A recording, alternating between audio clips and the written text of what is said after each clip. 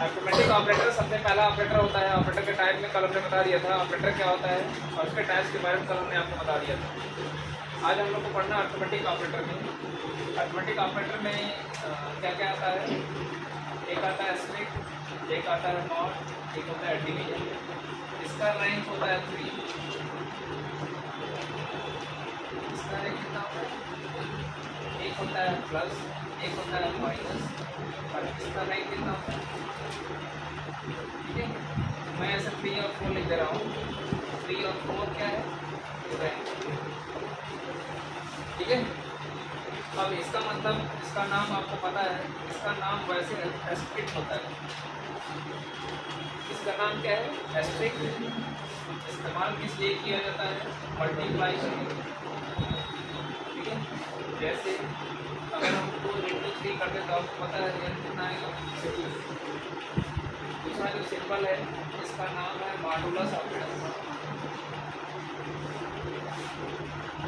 Modulus operator, modulus operator क्या देता है, नाम ध्यान रहे जब मॉडुलस ऑपरेटर है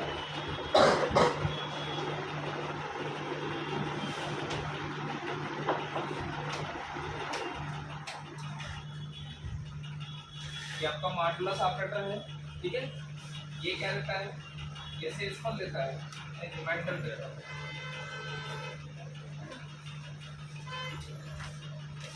चलिए इस पर एग्जाम्पल में बात करेंगे। उसके बाद इसको क्या बोला जाता है, डिवीजन ऑपरेटर। इसको किस नाम से जाना जाता है, डिवीजन। ये क्या देता है, कोसेंट देता है।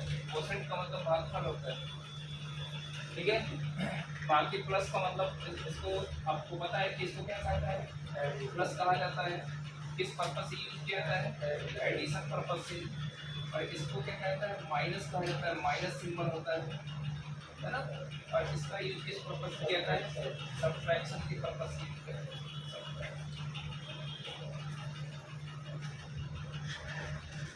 ठीक है, अब हम इस पे हम मेन हमारा ये है, इन्हीं दोनों पर फोकस रहेगा, इन्हीं पे हमको प्रैक्टिस करना है। ठीक है, जैसे हम नीचे के जो ऑपरेटर्स हैं उनको बता देते हैं।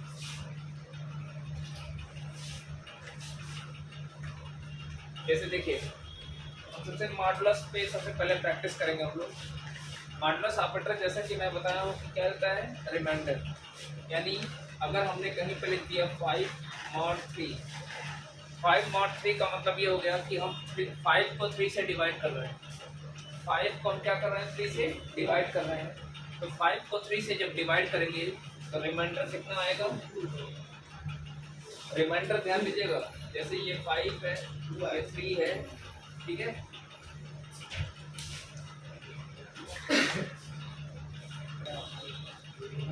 चलो देखें,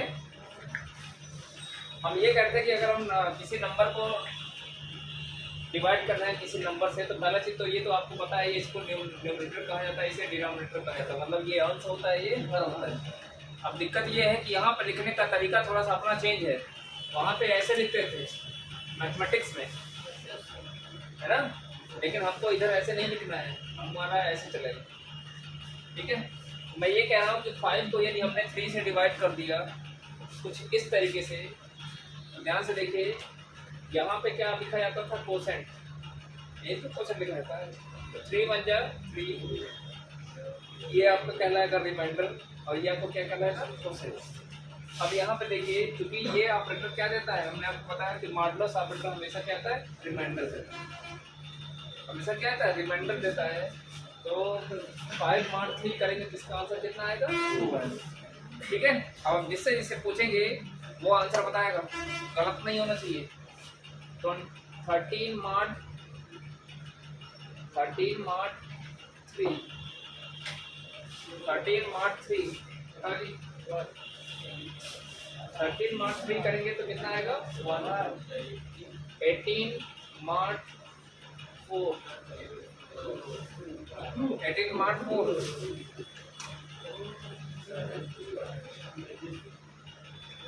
18 mod 4 करेंगे कितना है, 2 है। ये सबको समझ में आ गया ना, ठीक है।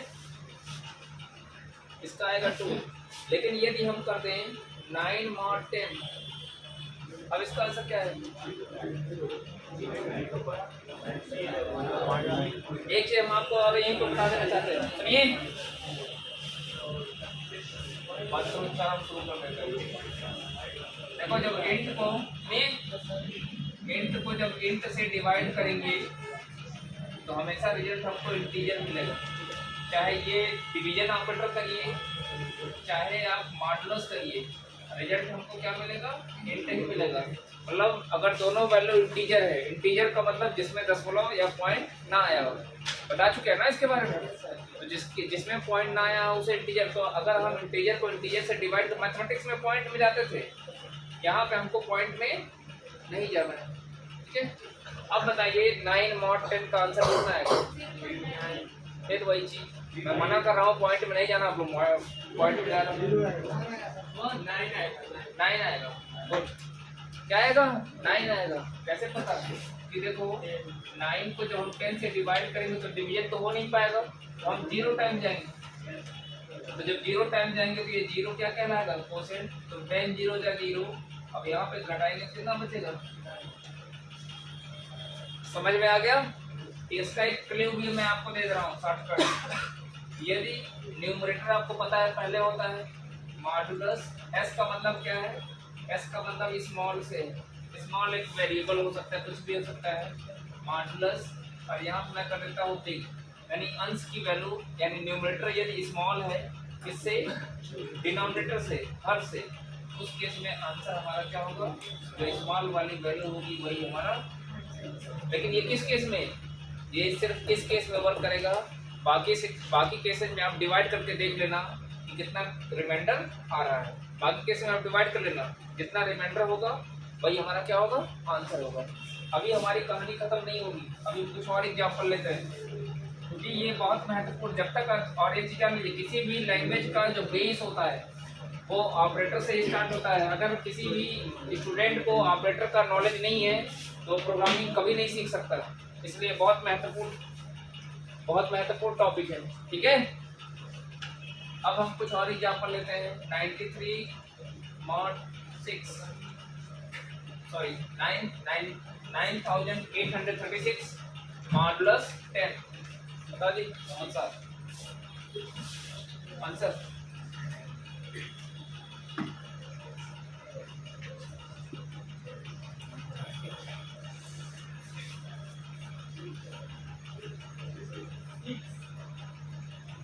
6 कहाँ? 8 आएगा। इससे पूछेंगे वही बताएगा।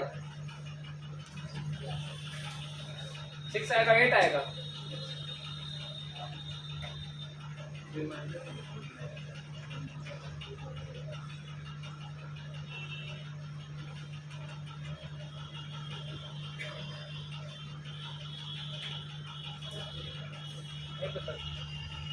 सॉरी आंसर कितना है? देखो कभी भी हमको डिवाइड, एक और तरीका मैं आपको बता रहा हूँ, इसलिए हमने नंबर 4 डिजिट का लिया हुआ है। 4 नहीं, चाहे जितने मर्जी नंबर के अंदर डिजिट आए हो, चाहे जितने डिजिट आए हो, अगर मॉडुलस ऑपरेटर कर रहे हो और मॉडुलस में 10 किया गया है तो हमेशा जो लास्ट वाला डिजिट होगा वही हमारा क्या होगा? आंसर होगा। हमेशा लास्ट वाला जो डिजिट होगा। और इसका यूज पता है कहाँ पे किया जाता है? जब भी किसी नंबर से किसी डिजिट को सेपरेट करना होता है, अलग करना होता है, जैसे 6 को निकालना है अलग करके, तो क्या यूज करेंगे? मॉडुलस। आगे इसकी प्रोग्रामिंग में बहुत तगड़ा यूज है, मॉडुलस ऑपरेटर का यूज है। कब करेंगे? जब भी किसी नंबर से किसी डिजिट को सेपरेट करना होगा। याद रखिएगा, जब भी किसी नंबर से किसी डिजिट को सेपरेट करना होगा तो हम किसका इस्तेमाल करेंगे? मॉडुलस। और देखो यदि किसी नंबर को कुछ और ट्रिक हम इसके बारे में बता दे रहे हैं। अच्छा मैं क्या लिखा था? 9836 mod 10। ध्यान देना, जब mod 10 करोगे तो जो वंस प्लेस पे वैल्यू होगी वही हमारा आंसर होगा, ठीक है। अगर mod 100 करते तो mod 100 कर देंगे तो लास्ट के जो 2 डिजिट होंगे वो आंसर होगा। उससे अच्छा ये है, आपको बता दें, जैसे नम mod 10 करेंगे तो हमको सिंगल डिजिट में आंसर मिलेगा, वो भी लास्ट डिजिट, ठीक है। नम mod 100 करते हैं तो हमको लास्ट के 2 डिजिट मिलेंगे। मतलब यदि हम नम mod 1000 करते हैं, हमारा आंसर कितने में मिलेगा लास्ट। ये कुछ छोटे छोटे क्लू हैं, छोटे छोटे ट्रिक्स हैं जो आगे प्रोग्राम में आपकी बहुत ज़्यादा हेल्प करेंगे। ठीक है, तो हमने मॉडुलस ऑपरेटर पे अच्छा खासा प्रैक्टिस कर लिया। अब हम आते हैं किस पे, डिवीजन ऑपरेटर। ठीक है, अगर हम डिवीजन ऑपरेटर की बात करें तो डिवीजन के ऑपरेटर के बारे में मैंने बताया कि वो भागफल देता है, कोसेंट देता है। यदि हम 15 को 15 को 6 से डिवाइड करेंगे, 15 को 6 से डिवाइड करेंगे तो आपको पता है 6 2 जा कितना होता है 12। तो 2 हमारा क्या आएगा, कोसेंट आएगा, जबकि 3 क्या आएगा, रिमाइंडर। यानी इसका आंसर कितना होगा 2। ठीक है, ऐसे ही अगर पॉइंट में नहीं जाना है, कि ध्यान दीजिएगा पॉइंट में हम नहीं जा सकते। हाँ, अगर ऐसा होता 15.0/6 होता तब पॉइंट पे चला जाता, क्योंकि ये देखिए डबल हो गया, ये 8 हो गया। डबल 8 का आंसर क्या होगा, डबल होगा। डबल 8 का आंसर क्या होगा, डबल होगा। लेकिन अभी इस केस की मैं बात ही नहीं कर रहा हूँ। हाँ देखिए, अगर न्यूमरेटर की वैल्यू बड़ी है तो हम सिंपली डिवाइड कर लेंगे। अगर इन केस न्यूमरेटर की वैल्यू छोटी है इससे, डिनोमिनेटर से, तो उस केस में रिजल्ट सीधे आप क्या लिख दीजिएगा, उस केस में रिजल्ट सीधे आप क्या लिख देंगे। जैसे आप देख सकते हो ना, एक मैंने 9/10 कर दिया होता, तो 9/10 में क्या होगा, जब 9 को 10 से डिवाइड करेंगे तो कोसेंट हमारा क्या हो जाएगा 0 और रिमाइंडर क्या आ जाएगा 10। तो डिवीजन ऑपरेटर है इसलिए हम कोसेंट की बात करेंगे और इस केस में आंसर क्या आएगा 10। उम्मीद करते हैं कि ये सारे के सारे एग्जाम्पल आपको समझ में आए होंगे, सारे ऑपरेटर का कॉन्सेप्ट समझ में आया होगा, आया है ना। प्लस माइनस तो वैसे ही होता है, जैसे आप हाँ प्लस का मतलब जोड़ना होता है, कुछ और नहीं होता है। माइनस का मतलब सिर्फ घटाना होता है, कुछ नहीं होता। ठीक है,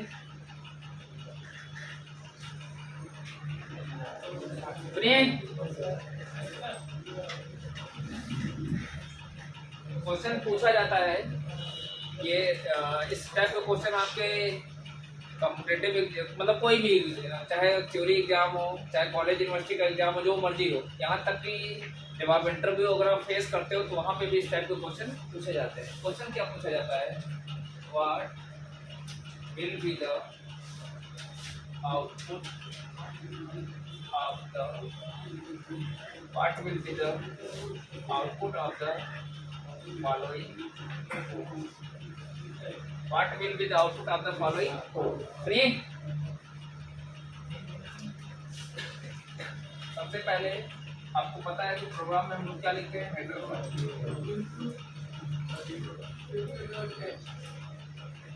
बोलो तब खाली देखो, अभी क्या बोलो मत, कुछ बता रहे।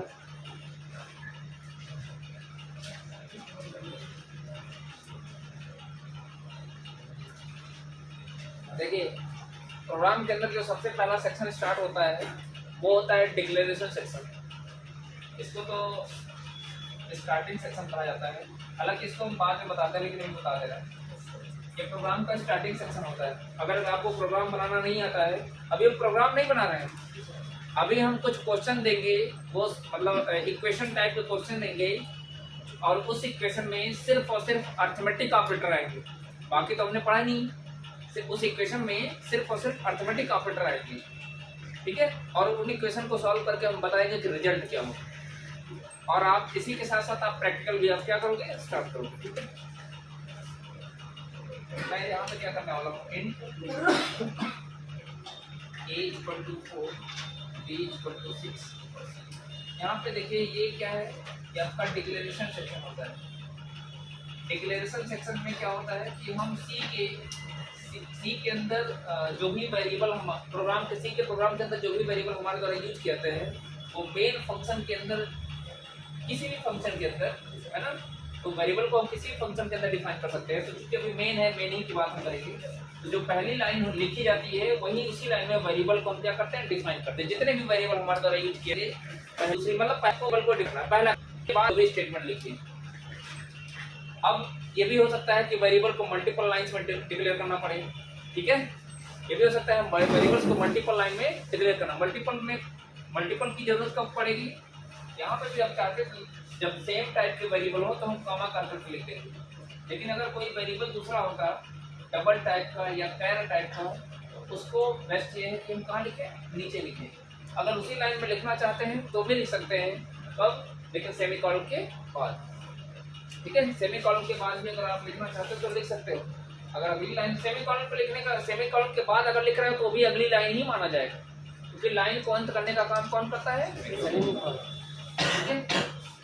तो अभी चूंकि सारे वेरिएबल एक ही टाइप के हैं, अब हम एक इक्वेशन लेते हैं, C equal to a mod 6 plus d divide by 3 plus 8 into d mod,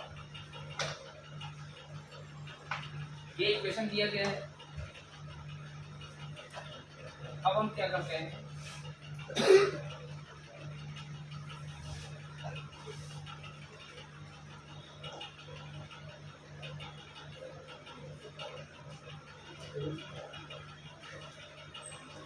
ठीक है। इसके पहले हमको थोड़ा सा प्रिंटफ के बारे में जानना होगा, ठीक है। प्रिंटफ की मैं यहीं पे बता दे रहा हूँ। प्रिंटफ में एक प्रकार का फंक्शन होता है, प्री डिफाइंड फंक्शन होता है, जिसका इस्तेमाल करते हुए हम लोग किसी भी प्रकार के मैसेज या किसी भी वेरिएबल की वैल्यू को मॉनिटर क्या करते हैं, प्रिंट कराते हैं। अब जैसे मैसेज प्रिंट कराना होगा तो सिंपली क्या लिख देंगे, अच्छा ये कहाँ पर डिफाइन है, स्टूडियो डाटा, ये हमने आपको ऑलरेडी बता दिया। तो आप एक काम करिएगा, यहाँ पे मैसेज टाइप कर दीजिएगा, जो भी मैसेज है, राइट मैसेज है या राइट टेक्स्ट, ठीक है। तो अब डबल इन्वर्टेड कॉमा में जितना मैसेज आप दे दोगे उतने मैसेज को, ध्यान रहे, डबल इन्वर्टेड कॉमा के अंदर जो मैसेज लिखा गया होगा वो मैसेज मॉनिटर पे प्रिंट हो जाएगा। दो पर्पस से यूज किया जाता है, एक तो किसी मैसेज को प्रिंट कराने के लिए, और दूसरा होता है किसी भी वेरिएबल की वैल्यू को प्रिंट कराने के लिए। जैसा कि जब किसी वेरिएबल की वैल्यू को प्रिंट कराना होता है तो हम कैसे लिखते हैं, मैं वो बताता हूँ। प्रिंटफ, और सबसे पहले क्या लिखते हैं, फॉर्मेट स्पेसिफायर, या इसी को कंट्रोल स्ट्रिंग भी कहा जाता है। इसी को क्या कहते हैं, कंट्रोल स्ट्रिंग। जितने भी फॉर्मेट स्पेसिफायर होंगे या कंट्रोल स्ट्रिंग होंगे उनको पहले हम डबल इन्वर्टेड कॉमा में लिख लेंगे, उसके बाद कॉमा, कॉमा करके वेरिएबल का नाम var1 var2 dot dot dot, जितने भी वेरिएबल की वैल्यू को आप प्रिंट कराना चाहते हो एक ही बार में आप प्रिंट करा सकते हो। अगर आप एक बार में एक वेरिएबल की वैल्यू प्रिंट करा देते हो खाली var1 लिख देंगे, अगर एक से अधिक वैल्यू को प्रिंट कराना चाहते हो तो कॉमा कर करके आप वेरिएबल की वैल्यू को बढ़ाते जाइएगा। अब यहाँ पॉइंट वाली बात हमको ये जाननी है कि फॉर्मेट स्पेसिफायर या कंट्रोल स्ट्रिंग से क्या समझते हो। एक्चुअली में क्या होता है ना कि जब डबल कॉमा में कोई मैसेज प्रिंट कराना था तो हम डायरेक्टली टाइप कर देते हैं, मैसेज प्रिंट हो जाता है। लेकिन जब वैल्यू को प्रिंट कराना होता है तो हमको उसके फॉर्मेट को बताना पड़ता है कि किस प्रकार की वैल्यू को मॉनिटर पे आप प्रिंट कराना चाहते हो, किस प्रकार की वैल्यू को, ध्यान दीजिएगा। तो फॉर्मेट स्पेसिफायर के तौर पे हम क्या यूज करेंगे, या तो हम मॉड डी का इस्तेमाल करेंगे। मॉड डी का इस्तेमाल किस केस में करते हैं, जब किसी इंट टाइप की वैल्यू को प्रिंट कराते हैं। ये मैं कुछ फॉर्मेट स्पेसिफायर के बारे में आपको बता दे रहा हूँ। ये हमेशा जब भी वैल्यू को प्रिंट कराना होगा तो पहले डबल कॉमा क्या लिखेंगे, फॉर्मेट स्पेसिफायर। फॉर्मेट स्पेसिफायर का फंक्शन क्या है, काम क्या है, वो ये बताता है कि किस प्रकार की वैल्यू को मॉनिटर पे प्रिंट किया जाएगा। तो यदि फॉर्मेट स्पेसिफायर मॉड डी है, यानी मॉनिटर पर किस प्रकार की वैल्यू प्रिंट होगी, इंट टाइप। आप देख सकते हो यहाँ पे फॉर्मेट स्पेसिफायर डबल कॉमा लिखा गया कि नहीं लिखा गया है, एकदम से देख लीजिए। डबल कोट्स में हमने क्या लिखा है, मॉड डी। क्यों लिखा है मॉड डी, इसलिए लिखा है क्योंकि हम किस प्रकार की वैल्यू को प्रिंट करा रहे हैं, किसकी वैल्यू को प्रिंट करा रहे हैं, सी की वैल्यू, और सी का टाइप क्या है, इंट। यही कारण है कि हमने फॉर्मेट स्पेसिफायर में क्या लिया हुआ है, मॉड डी लिया हुआ है। जब किसी कैरेक्टर को प्रिंट कराना होता है तो क्या लिखते हैं, मॉड सी। जब किसी फ्लोट टाइप की वैल्यू को प्रिंट करना होगा तो क्या यूज करेंगे, मॉड एफ। जब किसी लॉन्ग डबल टाइप की वैल्यू को प्रिंट कराना होगा तो हम लोग लिखेंगे मॉड एल एफ। जब किसी लॉन्ग डबल टाइप की वैल्यू को प्रिंट कराना होगा तो लिखेंगे कैपिटल में मॉड एल एफ। समझ में आ गया। अगर लॉन्ग इंट भी होता है, मॉड एलडी कर देंगे तो किसके लिए हो जाएगा, लॉन्ग इंट। ऐसे बहुत सारे फॉर्मेट स्पेसिफायर होते हैं, ठीक है, जिनका हम यूज कर सकते हैं। अब किसका यूज कब करेंगे वो डिपेंड करेगा कि हम किस प्रकार की वैल्यू को मॉनिटर के ऊपर प्रिंट कर रहे हैं। समझ में आ गया। मॉड यू भी होता है, मॉड यू होता है किसके लिए, अनसाइंड इंट के लिए। अनसाइंड इंट के लिए क्या होता है, मॉड यू होता है, ठीक है। ये डिफरेंट टाइप के फॉर्मेट स्पेसिफायर होते हैं, इनको हम अलग से बताना चाहते थे लेकिन चूंकि हम ऑपरेटर पे आ गए थे, ठीक है, इसलिए हम इसी वीडियो में हम आपको बता देना, ठीक है। अब हम आते हैं अपने टॉपिक पे। अब इसका मतलब ये है, सुनिए ध्यान से, अगर हम यहाँ पे अभी मतलब क्या है, मॉड डी होगी, मॉड डी होने का मतलब ये हो गया कि यहाँ पे वैल्यू प्रिंट कराई जा रही है, किसकी वैल्यू, सी। अब सी की वैल्यू क्या प्रोग्राम में दिया गया है, अगर यहाँ पे प्रोग्राम में ध्यान से देखा जाए तो ए नाम का वेरिएबल है, बी नाम का वेरिएबल है, सी नाम का वेरिएबल है, ठीक है। ए नाम के वेरिएबल के अंदर वैल्यू कौन सी है, अब ये सेक्शन वगैरह हटा देना है, ये तो हमने आपको बताया था। यहाँ पे ए नाम के वेरिएबल की वैल्यू कितनी है, 4 है। बी के अंदर ऐसे मेमोरी में स्पेस बना होगा, इसकी वैल्यू कितनी है, 6 है। और सी की वैल्यू हमने चूंकि अभी कुछ नहीं दिया है, तो अब यहाँ पे बात आती है कि सी की वैल्यू क्या होगी। बाय डिफॉल्ट जितने भी लोकल वेरिएबल होते हैं उनकी बाय डिफॉल्ट जो वैल्यू होती है वो होती है गार्बेज। उनकी वैल्यू क्या होती है, गार्बेज। गार्बेज वैल्यू का मतलब क्या होता है, गार्बेज वैल्यू का मतलब होता है अनप्रेडिक्टेबल वैल्यू। बात समझिएगा, अनप्रेडिक्टेबल वैल्यू मतलब जिसकी हम कल्पना नहीं कर सकते वो वैल्यू क्या हो सकती है, समझ में आएगा। वो वैल्यू कुछ भी हो सकती है, जीरो नहीं होगी, बस हमको ऐसी वैल्यू है जिसका पता, वैल्यू है ये भी पता है, उसको हम प्रिंट करा के देख भी सकते हैं, लेकिन क्या वैल्यू है वो देखने के बाद पता चलेगा। समझ में आ गया। गार्बेज वैल्यू का मतलब होता है अनप्रेडिक्टेबल वैल्यू, जिसकी कल्पना हम लोग नहीं कर सकते, कुछ भी हो सकता है। समझ में आ गया, तो इसलिए गार्बेज उसका नाम ही रखा जाता है, ठीक है। अब देखिए, क्या सी की वैल्यू अपने पास है, नहीं है। अगर ए की वैल्यू, अच्छा देखिए आउटपुट में क्या आएगा, आउटपुट में वही आएगा जो प्रिंटअप में प्रिंट कराया गया हो, ये भी ध्यान देना हमको। आपसे अगर आउटपुट में पूछा जा रहा है कि आउटपुट क्या होगा, तो आप जाके देखो ध्यान से कि प्रिंट क्या कराया जा रहा है, जो प्रिंट कराया जाएगा वही तो आउटपुट में आएगा। तो प्रिंट किसको कराया जा रहा है, सी की वैल्यू को, सी की वैल्यू को। सी की वैल्यू अभी अपने पास नहीं है, तो सी की वैल्यू हमको जानने के लिए हमको इस इक्वेशन को क्या करना पड़ेगा। और एक चीज हम आपको और बता दें कि जो सी लैंग्वेज के अंदर जो प्रोग्राम का एग्जीक्यूशन होता है, ये हम बता भी चुके हैं, हमेशा कहाँ से स्टार्ट होता है, मेन फंक्शन से। जैसे ही आप रन का कमांड दोगे तो ऑपरेटिंग सिस्टम क्या करेगा, मेन को कॉल कर लेगा। जब मेन को कॉल कर लेगा तो प्रोग्राम का एग्जीक्यूशन कहाँ से स्टार्ट हो जाएगा, मेन से। मेन जानते हो, जब मेन एक बार खुद कॉल हो जाएगा तो मेन पहले इस लाइन को कॉल करेगा, इस लाइन को कॉल करेगा तो 4 चला जाएगा ए में, 6 चला जाएगा बी में, और इसमें गार्बेज वैल्यू आ जाएगी। फिर अगली बार किसको एग्जीक्यूट करेगा, एक चीज देखो, हम CLR नहीं लिखे हैं, ठीक है। तो इसके बाद किसको एग्जीक्यूट करेगा, CLR को। ये क्या करेगा, कंसोल स्क्रीन पे जो मौजूद जो पहले से आउटपुट होगा उसको क्या कर देगा, हटा देगा, क्लियर कर देगा। अब उसके बाद क्या है, ये इक्वेशन है C इक्वल टू, अब यहाँ पे इक्वेशन दिया गया है तो तीसरी बार इसको एग्जीक्यूट करेगा। तो इसको जब एग्जीक्यूट करेगा तो क्या करेगा, इस इक्वेशन को सॉल्व कर लेगा, तो कंप्यूटर तो हमारा सॉल्व कर लेगा।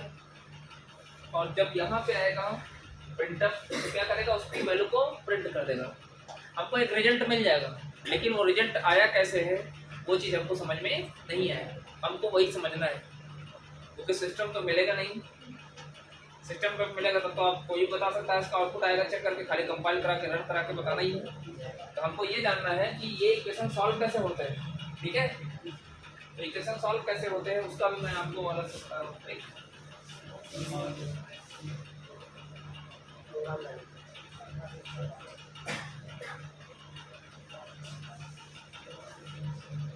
देखिए हमको इस इक्वेशन को सॉल्व करना है। इस इक्वेशन को सॉल्व कैसे करोगे, C इक्वल टू, सबसे पहला काम ये है, देखो ध्यान से, सबसे पहला काम है इक्वेशन को लिखना, सबसे पहला काम। अब दूसरा काम ये है कि इक्वेशंस के अंदर हम वैल्यू को पुट करते हैं। इसकी वैल्यू को, वेरिएबल की जो भी वैल्यू होती है हम उस वैल्यू को क्या करते हैं, पुट करते हैं। ए की वैल्यू कितनी दी गई है, 4 mod 6 प्लस बी की वैल्यू कितनी है 6 डिवाइड बाई 3 और ए की वैल्यू कितनी है 4 इंटू डी की वैल्यू कितनी है 6 mod 8। हो गया। अब देखिए क्या करेंगे, पहला काम है रैंक। रैंक कहने का मतलब ये है कि हमने अभी आपको बताया है कि जो एस्ट्रिक होता है, मॉडुलस होता है, डिवीजन होता है, इसका रैंक कितना होता है 3 और जो प्लस होता है माइनस होता है उसका रैंक कितना होता है 4। पता है ना कि रैंक हमको ध्यान में रखना है। अगर जिसको रैंक नहीं पता है वो किसी भी इक्वेशन को सॉल्व नहीं कर सकते। और हमने आपको कल बताया था प्रेसिडेंस ऑफ ऑपरेटर में, यदि कोई इक्वेशन जिसके अंदर एक से अधिक ऑपरेटर आए हों उनमें से किसको पहले सॉल्व करेंगे, किसको बाद में सॉल्व करेंगे, उसका निर्णय किसके बिहाफ पे लिया जाएगा, उनके रैंक के बिहाफ पे लिया जाएगा। और यदि ऑपरेटर का रैंक सेम है तो उस केस में हम उनका मूवमेंट देखेंगे। उस केस में हम उसका क्या देखेंगे, मूवमेंट। अच्छा देखिए, हम लोग जब पढ़ते थे तो कैसे करते थे, हम लोग पहले रैंक याद करते थे। तो रैंक याद करने के लिए हम लोग एक तरीका अपनाए थे। वो तरीका ये था कि सबका रैंक तब तक लिखते रहते थे जब तक हमको याद ना हो जाए। जैसे इसका रैंक 3, इसका रैंक 4, जब हम लोग सॉल्व करते थे तो ऐसे लिखते जाते थे 3 4 3। क्या करते थे, अब हमको पता है कि रैंक नंबर 3 वाले ऑपरेटर पहले सॉल्व होंगे, पता है ना सबको। 4 वाले को बाद में सॉल्व किया जाएगा। तो आप बताओ रैंक नंबर 3 पे ये है और ये है और ये। तो रैंक नंबर 3 के कई सारे ऑपरेटर हैं, तो उनमें से किसको पहले सॉल्व करेंगे। तो उसके लिए हमने आपको बताया मूवमेंट भी देखा जाता है। मूवमेंट का मतलब क्या होता है, लेफ्ट टू राइट, यानी लेफ्ट से राइट की तरफ चलेंगे। पहले रैंक 3 सॉल्व होंगे सारे, फिर रैंक नंबर 4। ठीक है, आप लोग लिखिएगा, मुझे लिखने की जरूरत नहीं है, मुझे याद है। ठीक है, किसका रैंक क्या होता है आप लोग तब तक लिखिए जब तक आपको याद ना हो जाए। लेकिन आप जब एग्जाम वगैरह में बैठेंगे तो आपको रैंक लिखने की जरूरत नहीं है। ये रैंक इसलिए हम लिख के बता रहे हैं ताकि आप रैंक को याद कर सके। और रैंक अगर याद नहीं है तो आप प्रैक्टिस नहीं कर सकते, क्योंकि रैंक बहुत मैटर करता है। ठीक है, अब हमारे कुछ सवाल है जैसे पूछेंगे वही बताएगा। 4 mod 6 मोहम्मद साहब बताओ।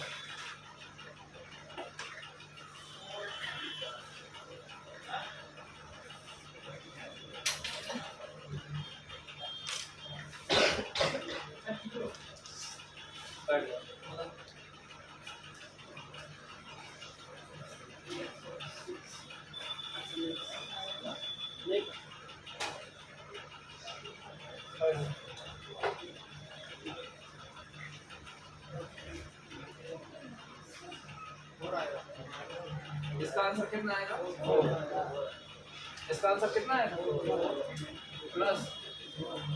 एक बार में एक इक्वेशन सॉल्व करने के बाद फिर हम बाकी को ऐसे लिख लेंगे। 4 के बाद 6/3 प्लस आगे क्या है 4 इंटू 6 वॉट।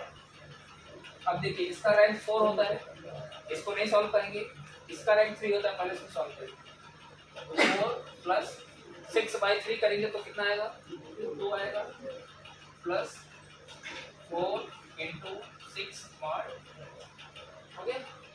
अब क्या करेंगे, अब देखिए पहले इसको सॉल्व करेंगे तो 4 प्लस, मैं इधर सॉल्व कर दे रहा हूँ, 4 प्लस 2 ये एज इट इज रहेगा।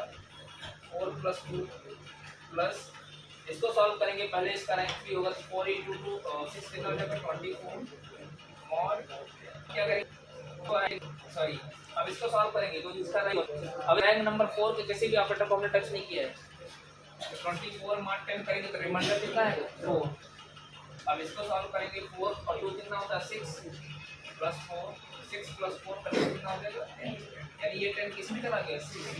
अब अगर देखा जाए तो C की वैल्यू कितनी आएगी 10 आएगी। इस तरीके से कोई भी इक्वेशन दिया गया हो हम आसानी से, बहुत आसानी से हम लोग सॉल्व कर सकते हैं। ठीक है।